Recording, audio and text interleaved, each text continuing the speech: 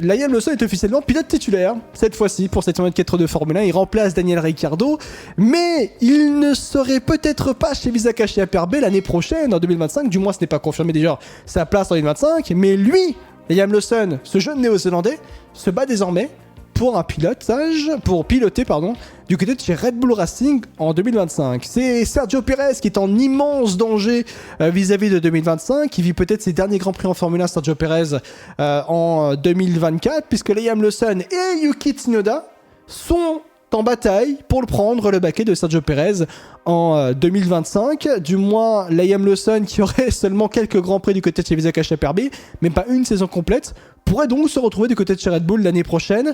C'est une déclaration de Helmut Marko qui a un peu plus confirmé tout ça, mais également de Christian Horner. Helmut Marko, le 10 octobre, a fait cette déclaration, juste avant donc ce Grand Prix des États-Unis. Yuki Tsunoda est un candidat pour piloter aux côtés de Max Verstappen en 2025. Les courses restantes cette saison décideront à quoi ressembleront nos duos de pilotes dans les deux écuries pour l'année prochaine. Je peux très bien imaginer un pilote junior conduire aux côtés de Max Verstappen, que ce soit Tsunoda ou Liam Lawson.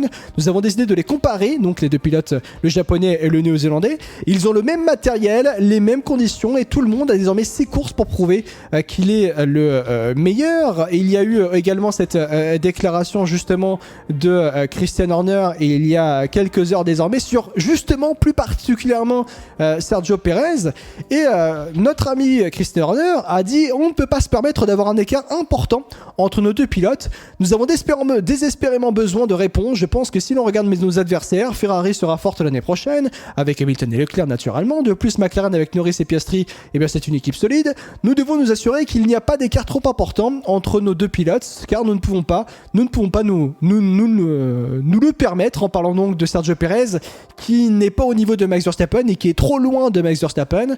Bref, là le signal d'alarme est tiré depuis déjà un certain temps, mais là encore plus pour Sergio Pérez, Baby Choum. Aujourd'hui, Sergio Pérez, il joue sa carrière en Formule 1 et il joue ses derniers instants peut-être en Formule 1 d'ailleurs. Je te pose la question à toi et au chat. Cote à combien du coup? Dans 2 semaines, on a communiqué que Red Bull il vire Pérez. Plus particulièrement après le Grand Prix du Mexique. Oui, c'est ça que je suis dans 2 semaines du coup, tu vois, c'est... Elle est faible la stat quand même. Ouais. Vraiment là, les chances qu'on voit ça, bon voilà, on serait pas surpris. Oui, non, bien sûr. Le fait de remplacer Ricciardo par Lawson, c'est clairement un test pour l'année prochaine. Il faut clairement être logique et lucide là-dessus. Maintenant, le move de Marco de dire que Tsunoda est un prétendant, bon, ça c'est pareil. Est-ce qu'on y croit ou pas aussi à ça hein? Pour moi, clairement, c'est grave de la flûte. Hein. C'est complètement de la flûte. Ah ouais, à ce point-là Pour moi, il a jamais considéré Tsunoda. Donc, pour moi, Tsunoda n'ira jamais chez Red Bull. Et qu'on veut plus tester Lawson sur cette fin de saison pour voir s'il a la capacité, en tout cas, d'aller chez Red Bull. Maintenant, pour être sur les propos de Horner, l'écart entre tes pilotes c'est très important. Certes, après Pérez était pas au niveau, mais t'as jamais écouté Pérez en fait depuis qu'il est chez toi. Donc faut pas s'étonner qu'après il soit en doute et qu'il performe pas si tu fais une voiture à l'image de Max. Ouais. Donc en fait l'objectif de Red Bull pour 2025, s'il trouve personne, ok, il garde Pérez. Mais sinon s'il vire Pérez, c'est de mettre quelqu'un qui soit capable de piloter une voiture au comportement que Max adore. Ouais. Tout simplement. Et qu'on a l'impression que chez Red Bull, on espère que Lawson soit capable justement d'être à ce niveau de pilotage-là et de pouvoir s'adapter un petit peu à l'agressivité que Max a avec cette Red Bull. Pour justement que cet écart se réduise. Je pense que l'écart Pérez-Verstappen, pour moi, il sera jamais réduit. Hein. Il reste 6 Grands Prix. Alors, en vrai de vrai, ça fait un peu expérience personnelle. Moi, quand j'étais à l'école et qu'on arrivait en fin d'année et que tout d'un coup, je commençais à me dire pour pas redoubler, faut que je commence à travailler. Il restait 2 mois. Ça fonctionnait, hein. Parce que j'arrivais toujours à bien travailler sur les 2 derniers mois pour dire regardez, j'ai les capacités pour passer. Je n'ai jamais redoublé, alors j'aurais dû redoubler 5 fois au moins dans ma vie. Jamais redoublé. Je pense que là, c'est ce que veut faire vers Pérez. Sauf que je pense que Christian Horner, il doit se dire ça passera pas. Et je pense même aller plus loin. Pour moi, c'est fini déjà. C'est d'ores et déjà fini. Comment vous voulez que Sergio Pérez reste du côté de chez Red Bull? Quand, de l'autre côté, je pense que déjà Verstappen, il doit se dire, si Red Bull doit se dire que Verstappen, si il reste chez Red Bull, faudrait que toute l'équipe ait son niveau de jeu. Et le deuxième pilote devra aussi être un pilote qui a le niveau pour pouvoir aider Red Bull et aider Max Verstappen. Donc, déjà, c'est compliqué. Et que de tous les côtés, ça doit absolument élever son niveau de jeu du côté de chez Red Bull. C'est pas possible autrement. Et j'avais évoqué cette idée-là dans un précédent live, d'un point de vue juste de dynamique. D'un point de vue juste de dynamique. Couper la mauvaise dynamique qu'est Sergio Pérez. C'est ça en fait que je veux dire. C'est couper la dynamique de pilote dans une mauvaise position qu'est Sergio Pérez. En gros, je fais la comparaison par rapport à un entraîneur de foot. Quand une équipe perd énormément, c'est-à-dire que le vestiaire a perdu la cohésion et la confiance justement dans l'entraîneur. Et quand ça va mal, l'entraîneur se fait virer. Et qu'un autre entraîneur arrive, c'est pas qu'essentiellement il soit même meilleur que l'entraîneur qui était là précédemment, mais juste qu'il apporte un nouveau souffle, une nouvelle dynamique qui peut amorcer derrière sur des résultats. Sergio Pérez c'est pareil. Ce n'est pas un entraîneur, encore une fois, c'est pas quelqu'un qui gère une équipe, mais dans le sens où Sergio Pérez, il a un garage autour de lui. Il a des équipes autour de lui. Il a des hommes, des femmes et des hommes autour de lui qui l'aident et qui s'occupent de sa voiture plus particulièrement, et une équipe qui fait en sorte de l'aider pour qu'il puisse performer. Sauf qu'au bout d'un moment, quand t'as un pilote qui ne performe plus, qui casse même la voiture de manière assez importante, je vous rappelle que Sergio Pérez est le pilote qui a coûté le plus cher en termes de réparation parmi toute la grille. Red Bull, ils ont raqué à cause de Sergio Pérez.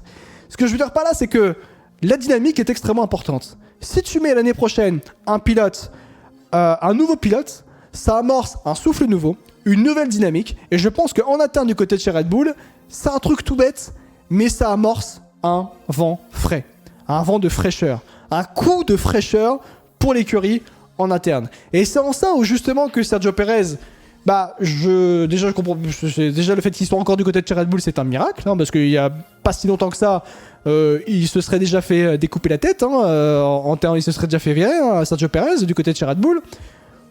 Voilà, c'est ça en fait que là où je veux en venir, c'est que je pense que Red Bull a besoin en fait de dire au revoir à Sergio Pérez, et que même peut-être Sergio Pérez a besoin de quitter Red Bull peut-être pour se sentir mieux dans une voiture, hors de la Formule 1 bien sûr. Est-ce que tu vois ce que je veux dire ou pas, Baby Show? Oui, bien sûr, je vois ce que tu veux dire. Après, Red Bull a eu moult occasions de le virer. Le problème, il n'y avait pas de remplaçant, en fait, visiblement assez performant à leurs yeux. Ils ont des pilotes sous la main, mais pour eux, voilà, si c'était virer Pérez pour prendre Tsunoda, visiblement pour eux, ça ne faisait pas l'affaire. Ouais. Je persiste encore une fois, mettre Tsunoda dans les discussions, c'est bien, mais c'est juste pour faire croire à Yuki qu'il a ses chances. Pour moi, il en a zéro.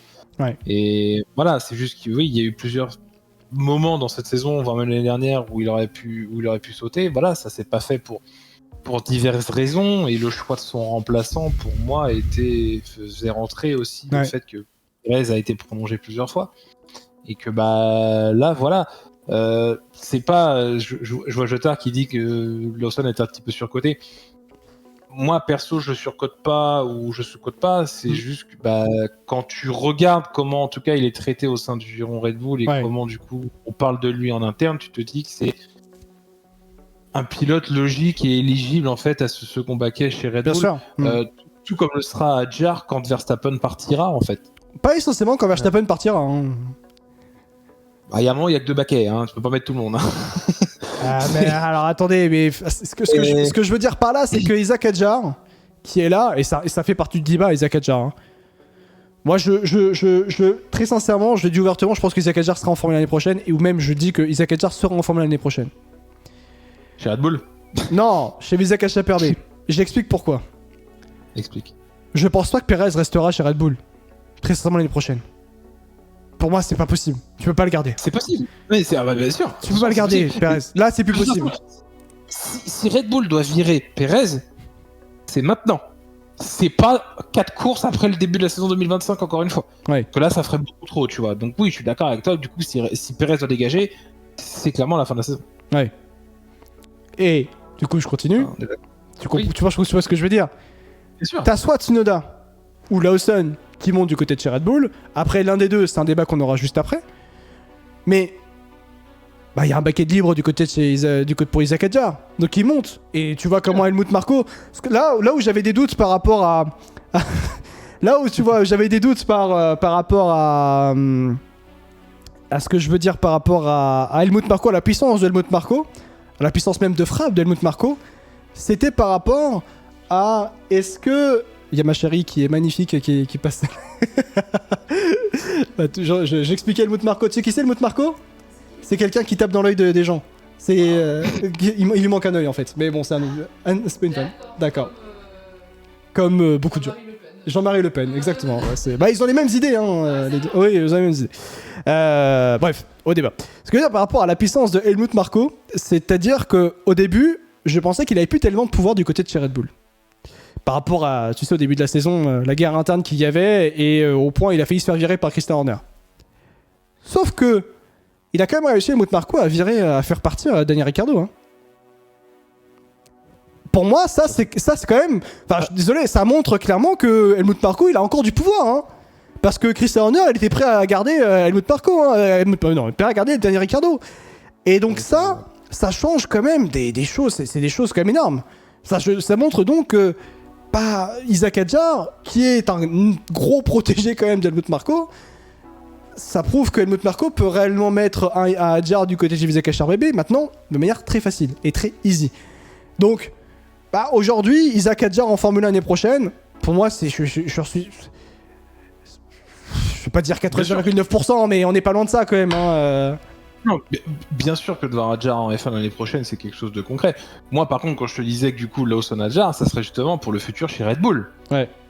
De se dire, voilà, Perez se casse, donc du coup, tu peux mettre Lawson et que, voilà, si Verstappen part en 2026 ou quoi qu'est-ce, là, du coup, peut-être, potentiellement, selon les performances d'Isaac, tu peux avoir un Hadjar Lawson chez Red Bull dans un avenir proche. Ouais.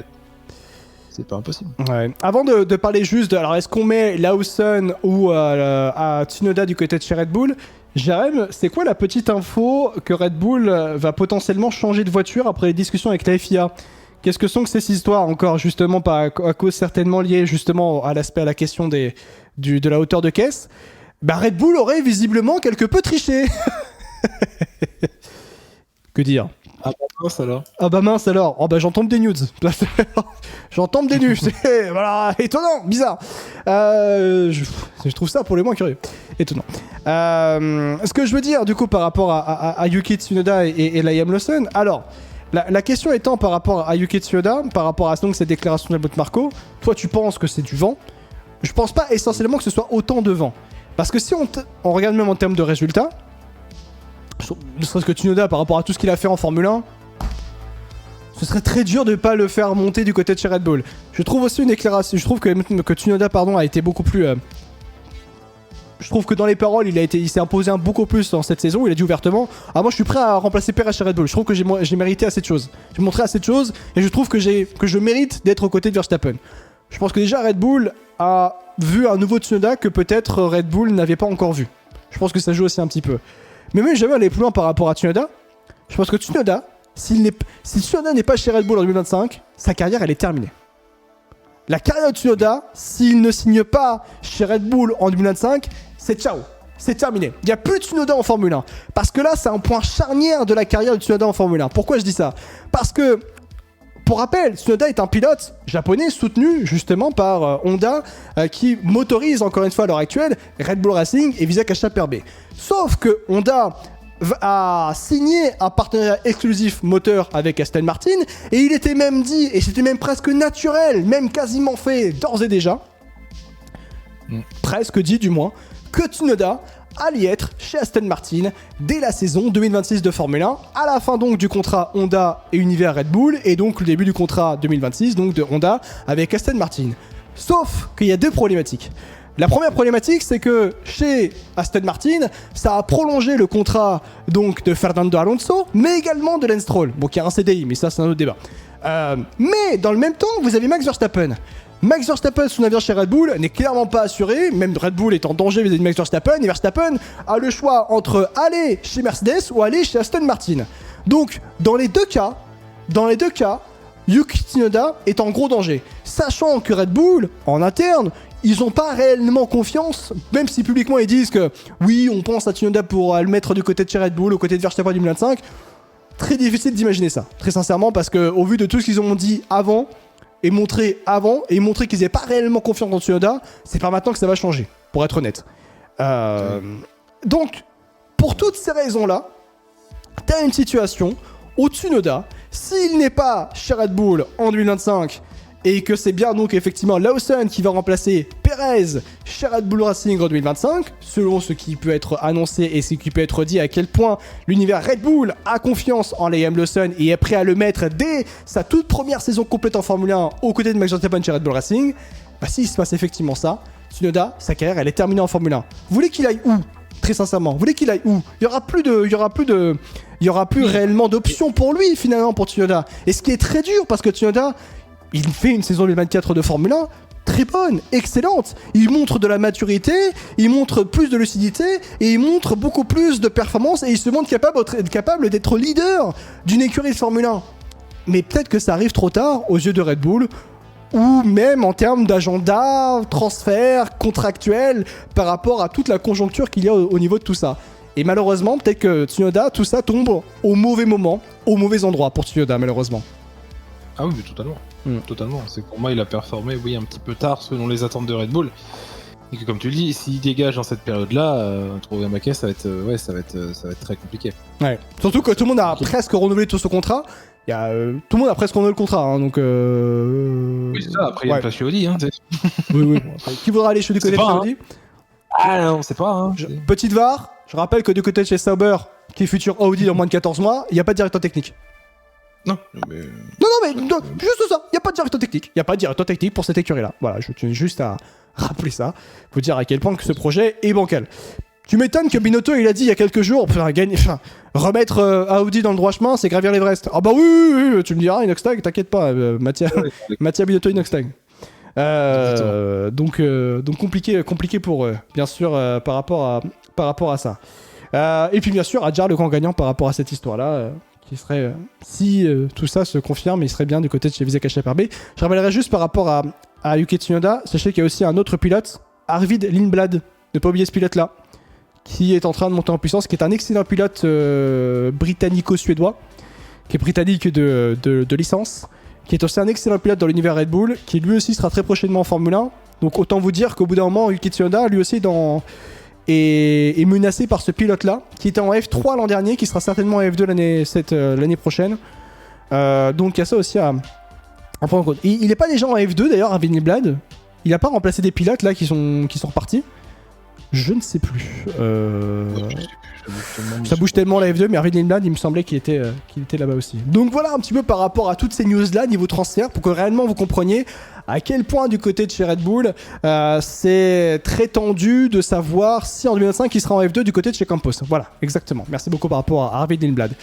Voilà en tout cas par rapport à tout ça, pour que vous puissiez réellement comprendre ce qui se passe du côté de chez Red Bull, dans l'univers Red Bull, entre le trio fatidique, il faut dire ça ainsi, entre Sergio Perez qui est du côté de chez Red Bull Racing et qui est en grand danger et qui est menacé clairement par l'univers Red Bull, mais en particulier directement par des pilotes comme Yuki Tsunoda et également Liam Lawson qui va faire ses débuts en tant que pilote titulaire de Formule 1 chez Visa FRB dans ce Grand Prix des États-Unis où il partira dernier, puisque il paye les pots cassés, des éléments moteurs cassés, échangés de Daniel Ricciardo, son prédécesseur. Bien sûr, les amis, on verra comment les choses évolueront du côté de chez Red Bull Racing, mais certainement qu'on en saura très vite après le Grand Prix du Mexique, dans 2 semaines, bien sûr les copains.